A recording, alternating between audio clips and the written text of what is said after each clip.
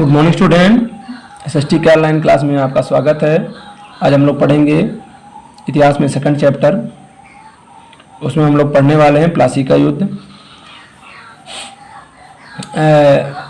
बंगाल के नवाब अलीवर्दी खां की मृत्यु के बाद उसका दामाद सिराजुद्दौला बंगाल का नवाब बना। वह काफ़ी योग्य और प्रतिभाशाली शासक था।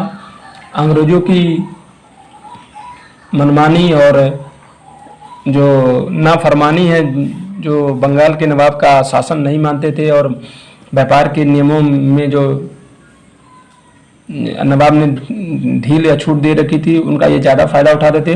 इसी कारण से सिराजुद्दौला ने इनके जो छूट थी उनको ख़त्म कर दिया और चंदनगढ़ और बंगाल के जो आसपास कलकत्ता, जो इसमें वर्तमान समय में जो कलकत्ता है, उन सभी के ऊपर इसने आक्रमण कर दिया। इसी कारण से 1757 में प्लासी का युद्ध हुआ। चलिए देखते हैं क्या है। 1756 में अलीवर्दी खां की मृत्यु के पश्चात सिराजुद्दौला बंगाल का नवाब बना। कंपनी को सिराजुद्दौला की ताकत से काफ़ी भय था। सिराजुद्दौला की एक जगह कंपनी की एक ऐसी और कंपनी चाहती थी कि जो बंगाल के नवाब हैं सिराजुद्दौला, उसकी जगह एक कठपुतली सरकार बैठाई जाए जो उसे व्यापारिक रियायतें छूट दे और अन्य सुविधाएं भी आसानी से दे सके। लेकिन सिराजुद्दौला एक अच्छा नवाब था, कर्मठ, ईमानदार और शक्तिशाली था। कंपनी के प्रयास किया कि सिराजुद्दौला के प्रतिद्वंदियों से किसी तरह नवाब को हटाया जाए और उन्हें नवाब बनाया जाए। कंपनी को जब यह कामयाबी नहीं मिली, जवाब में सिराजुद्दौला ने हुक्म दिया कि कंपनी अपने प्रत्येक जो गतिविधियां हैं वो राज्य से हटा ले और राजनीतिक मामलों में अड़ंगा देना बंद कर दे, किलेबंदी रोके, बाकायदा राजस्व चुकाए। जब दोनों पक्ष पीछे हटने को तैयार नहीं हुए तो अपने 30,000 सिपाहियों के साथ नवाब ने कासिम बाजार में स्थित इंग्लिश फैक्ट्री पर हमला बोल दिया। नवाब की फौजों ने कंपनी के अफसरों को गिरफ्तार कर लिया। गोदाम पर ताला मार दिया गया। अंग्रेजों के हथियार छीन लिए गए। अंग्रेजों के जहाज को घेर लिया गया। इसके बाद नवाब ने कंपनी के कलकत्ता स्थित किले पर भी कब्जा कर के लिए उधर का रुख किया। जो मैंने अभी बताया आपको, कलकत्ता हाथ से निकल जाने की खबर सुनते ही मद्रास में तैनात कंपनी के अफसरों ने रॉबर्ट क्लाइव के नेतृत्व में सेना को रवाना कर दिया। इस सेना को नौसैनिक बेड़े में भी मदद मिल रही थी। इसके बाद नवाब के साथ लंबे समय तक सौदेबाजी चली और आखिर में 1757 में रॉबर्ट क्लाइव ने प्लासी के मैदान में सिराजुद्दौला के खिलाफ कंपनी की सेना का नेतृत्व किया। नवाब सिराजुद्दौला की हार का एक बड़ा कारण उसके सेनापतियों में से एक सेनापति मीर जाफर की कारगुजारी थी। मीर जाफर और उसके दामाद मीर कासिम और राय दुर्लभ जो जगत सेठ, जो इसके बड़े उद्योगपति थे या सेठ थे, इन लोगों ने सेना की टुकड़ी लेके लड़े ही नहीं। और दूसरा बड़ा कारण था कि युद्ध के समय, प्लासी के युद्ध के समय बारिश हो गई। इसके बड़े बड़े जो इसके सिराजुद्दौला के गोला बारूद भीग गए। सिराजुद्दौला के पास जो बड़ी बड़ी तोपें थी वो धंस गई कीचड़ में। इसे निकालना बड़ा दुर्लभ हो गया और ये सिराजुद्दौला युद्ध से भाग रहा था। तब जब मीर जाफर ने धोखे से इसे बुलाकर और अंग्रेजों के द्वारा इसे मरवा दिया। सिराजुद्दौला के मरने के बाद रॉबर्ट क्लाइव ने मीर जाफर को कठपुतली नवाब बना दिया। ठीक है ना।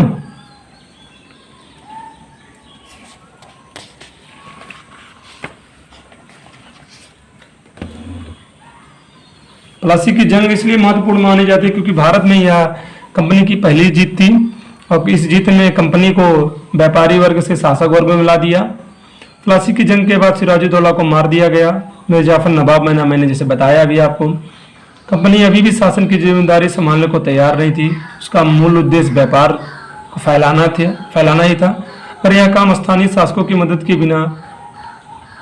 से बिना लड़ाई लड़े ही किया जा सकता था। तो किसी राज्य को सीधे अपने कब्जे में लेने की क्या जरूरत थी। अंग्रेज जैसा रिस्क नहीं लेना चाहते थे। जल्द ही कंपनी को एहसास होने लगा कि यह रास्ता इतना आसान नहीं है। कठपुतली नवाब भी हमेशा कंपनी के इशारों पे नहीं चलते थे। आखिर उन्हें भी तो अपनी प्रजा की नज़र में सम्मान और प्रभुता दिखाना ही पड़ता था। तो फिर कंपनी क्या करती। जब मीर जाफर ने कंपनी का विरोध किया तो कंपनी ने उसे हटाकर मीर कासिम को नवाब बना दिया।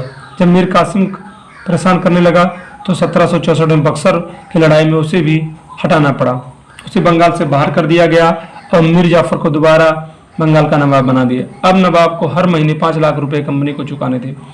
कंपनी अपने सैनिक खर्चे से निपटने, व्यापारिक जरूरतों, अन्य खर्चों का पूरा करने के लिए और पैसा चाहती थी। कंपनी और ज़्यादा इलाकों में और ज़्यादा कमाई चाहती थी। 1765 में जब मीर जाफर की मृत्यु हो गई तब कंपनी के इरादे बदल चुके थे। कठपुतली नवाबों के साथ अपने खराब अनुभव को देखते हुए क्लाइव ने ऐलान किया कि अब हमें खुद ही नवाब बनना पड़ेगा।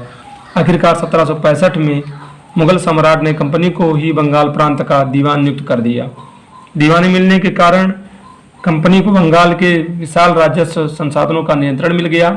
इस तरह से कंपनी की एक पुरानी समस्या हल हो गई कि जो उसे दीवानी देने के लिए या क्या कह सकते हैं व्यापार के लिए बार बार अनुमति लेनी पड़ती थी, वो अनुमति अब समाप्त हो गई। 18वीं शताब्दी की शुरुआत से ही भारत के साथ उसका व्यापार बढ़ता जा रहा था, लेकिन उसे भारत में ज़्यादातर चीज़ें ब्रिटेन से लाए गए सोने और चांदी के बदले ही खरीदनी पड़ती थी। इसकी वजह यह थी कि उस समय ब्रिटेन के पास भारत में बेचने के लिए कोई चीज़ नहीं थी। प्लासी की जंग के बाद ब्रिटेन से सोने की निकासी कम होने लगी और बंगाल की दीवानी मिलने के बाद तो ब्रिटेन से सोना लाने की जरूरत ही नहीं रही। अब भारत से होने वाली आमदनी के सहारे ही कंपनी अपने सारे खर्चे चला सकती थी। इस कमाई से कंपनी में सूती और रेशमी कपड़ों की खरीद सकती थी और अपनी फौजों को संभाल सकती थी। कलकत्ता में किले और दफ्तरों के निर्माण की लागत उठा सकती थी। कंपनी के अफसर जब नवाब बन बैठे, नवाब बनने का क्या मतलब था? इसका मतलब तो यही था कि कंपनी के पास अब सत्ता और ताकत थी, लेकिन इसके कुछ और भी फायदे थे। कंपनी का हर कर्मचारी नवाबों की तरह जीने का ख्वाब देखने लगा। प्लासी युद्ध के बाद बंगाल के असली नवाबों को इस बात के लिए बाध्य कर दिया गया कि वे कंपनी के अफसरों को निजी तोहफे और जमीन और बहुत सारा पैसा दे। खुद रॉबर्ट क्लाइव ने ही भारत में बेहिसाब दौलत जमा कर ली थी। 1743 में जब वह इंग्लैंड से मद्रास जब चेन्नई आया तो उसकी उम्र मात्र 18 साल थी। 1768 में जब वह 2 बार गवर्नर बनने के बाद हमेशा के लिए भारत से रवाना हुआ तो उसकी दौलत 40,11,102 पाउंड के बराबर थी। दिलचस्प बात यह थी कि गवर्नर अपने दूसरे कार्यकाल में उसने कंपनी के भीतर फैले भ्रष्टाचार समाप्त करने के लिए सौंपा गया था, लेकिन उसने स्वयं ही 1772 में वो खुद भ्रष्टाचार में लिप्त हो गया और इस कारण से ही 1772 में ब्रिटिश संसद में उसे खुद भ्रष्टाचार के आरोपों में अपनी सफाई देनी पड़ी। सरकार को उसकी अकुत संपत्ति के स्रोत पर संदेह होने लगे और उसे भ्रष्टाचार के आरोपों से तो बरी कर दिया गया, लेकिन 1774 में उसने क्या कर ली? आत्महत्या कर ली। कंपनी के सभी अफसर क्लाइव की तरह दौलत इकट्ठा नहीं कर पाए। बहुत सारी बीमारियों और लड़ाइयों के कारण कम उम्र में ही मौत का निवाला बन गए। इसके अलावा उन सभी को भ्रष्ट और बेईमान मानना भी सही नहीं होगा। उनमें से बहुत सारे अफसर साधारण परिवारों से आए थे और उनकी सबसे बड़ी इच्छा बस यही थी कि वे भारत में ठीक ठाक पैसा कमाएं और ब्रिटेन लौटकर आराम से जिंदगी बसर करें। जो जीते जी धन दौलत लेकर वापस लौट गए, उन्होंने वहाँ आलिशान जीवन जिया। उन्होंने वहाँ के लोगों को नवाब कहते थे। यह भारतीय शब्द नवाब का ही अंग्रेजी संस्करण बन गया था। उन्हें लोग अक्सर नए अमीरों और सामाजिक हैसियत से रातों रात ऊपर आने वाले लोगों के रूप में देखते थे। नाटक और कार्टूनों भी इनका मजाक उड़ाया जाता था। रॉबर्ट क्लाइव खुद को कैसे देखता था? इसने जब संसद के सामने बात प्रस्तुत किया, संसद के सामने जब पेश हुआ तो उसने कहा, संसद की समिति के सामने सुनवाई के दौरान लॉर्ड क्लाइव ने कहा था कि प्लासी की लड़ाई के बाद उसने जबरदस्त संयम का परिचय दिया। आइए उसने क्या कहा। उस स्थिति की कल्पना कीजिए जब प्लासी की जीत ने मुझे लाकर खड़ा कर दिया। एक ताकतवर राजा मेरे इशारों पर चल रहा था। एक संपन्न शहर मेरी दया पर था। उसके सबसे दौलतमंद महाजन मेरी एक एक मुस्कुराहट के लिए एक दूसरे के गिरेबान झांक रहे थे। मैं ऐसे खजानों के बीच से गुजर रहा था जो सिर्फ मेरे लिए खुले थे। एक तरफ सोना दूसरी तरफ जवाहरात थे। अध्यक्ष महोदय, मैं अपने को इस संयम से और देख कर क्या था, हैरान था। यानी रॉबर्ट क्लाइव अपनी जो जिसने भ्रष्टाचार किया था, उसने जो इतने लूट खसोट किया था, उस पर उसने कहा कि मैं तब भी बहुत कम लूटा हूं, क्योंकि जिस तरीके से बंगाल में इतना अनुकूत धन, इतने पैसे थे, उसके बाद भी मैंने बड़ी संयम से काम लिया और अंग्रेजी शासन को चलाया। कंपनी का फैलता शासन। यदि हम 1757 से 1857 के बीच ईस्ट इंडिया कंपनी के द्वारा भारतीय राज्यों के कब्जे के बारे की प्रक्रिया देखें तो कुछ महत्वपूर्ण बातें सामने आती हैं। किसी अनजान इलाके में कंपनी ने सीधे हमला कभी नहीं किया। उसने किसी भी भारतीय रियासत का अधिग्रहण करने से पहले विभिन्न राजनीतिक, आर्थिक और कूटनीतिक साधनों का इस्तेमाल किया। बक्सर की लड़ाई के बाद कंपनी ने भारतीय रियासतों में रेजिडेंट तैनात किए। वे कंपनी के राजनीतिक और व्यावसायिक प्रतिनिधि होते थे। उनका काम क्या था? कंपनी की रक्षा करना और उन्हें आगे बढ़ाना। रेजिडेंट के माध्यम से कंपनी के अधिकारी भारतीय राज्यों के भीतरी मामलों में भी दखल देने लगते थे। अगला राजा कौन होगा, किस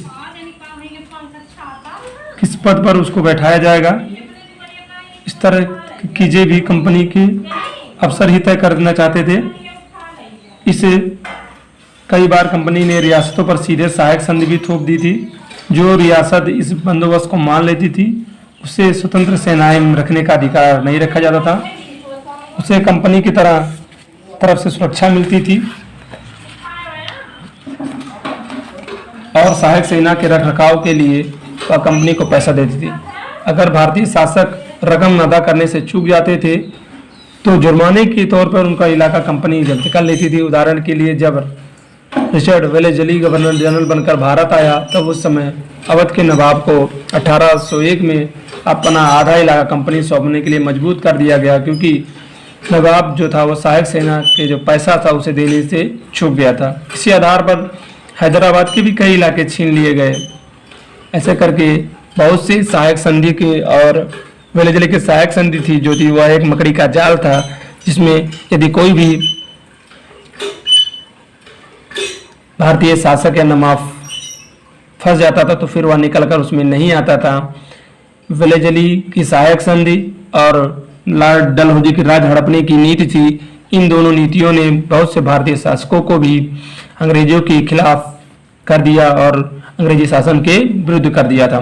अगला जो है टॉपिक वो है हमारा है टीपू सुल्तान, जिसे शेरे मैसूर कहा जाता है, उसके बारे में हम लोग पढ़ेंगे।